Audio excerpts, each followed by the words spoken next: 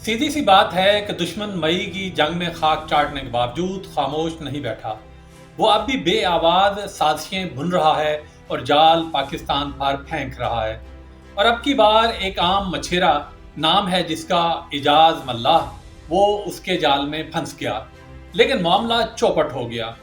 बेचारा मल्लाह अपनी रोजी रोटी समंदर से कमाता था, लेकिन मछलियां पकड़ते पकड़ते दुश्मन के जाल में खुद भी फंस गया। भारतीय एजेंसियों ने अपनी हिरासत में उसे बहकाया।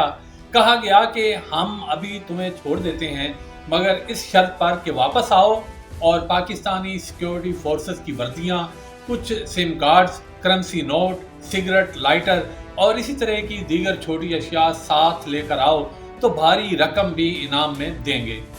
दुश्मन का तरीकाकार आसान मगर खतरनाक था। वो पाकिस्तानी फौजी यूनिफॉर्म को किसी फॉल्स फ्लैग ऑपरेशन में इस्तेमाल करना चाहता था। मकसद एक जाली वाक़े में पाकिस्तानी वर्दियों में मलबूस लोगों को दिखाकर दुनिया को बताया जाता कि यह हमला पाकिस्तान ने किया है, और यूं उसे पाकिस्तान को बदनाम करने का एक मौका मिल जाता। सिम कार्ड्स और करेंसी नोट से ये तासर दिया जाना था कि अफसोसनाक वाक़या पाकिस्तान की मदद से हुआ है। सिगरेट, लाइटर जैसे आम सामान को भी इसलिए शामिल किया गया कि मंजर हकीकत जैसा लगे। ये सब अशिया मिलाकर एक फॉल्स फ्लैग ऑपरेशन बनाने की कोशिश की जानी थी। ये बॉलीवुड की किसी फिल्म का ऐसा स्क्रिप्ट तैयार करने की कोशिश भी थी जिसे देखकर झूठ का शायबा तक ना होता। लेकिन पाकिस्तानी इदारे मुकम्मल अलर्ट थे और गहरे पानियों में समंदरी हदूद की निगरानी जारी थी। जब इजाज मल्लाह कश्ती लेकर भारत की जानब रवाना हुआ तो उसे रोक लिया गया। मोबाइल की तफ्तीश ने सारा खेल बेनकाब कर दिया। वॉइस चैट्स, तस्वीर, पैसे, अलगर सब सबूत मौजूद थे।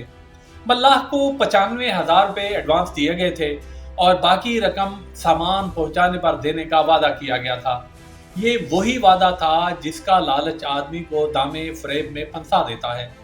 भारत की यह साजिश तो नाकाम हुई, मगर सबक वादे है कि दुश्मन सादा रास्ते अपनाता है। वो लालच, धमकी और जाली सबूत के जरिए लोगों को इस्तेमाल करता है। मकसद बैनुल-अक़वामी सतह पर पाकिस्तान की बदनामी और अंदरूनी इंतशार पैदा करना होता है। पाकिस्तान ने अब शवाहद दुनिया के सामने रख दिए हैं। अब भारतीय साजिशों का सच सामने आ जाएगा तो इंडिया के फरेब का जाल भी यकीनन फट जाएगा।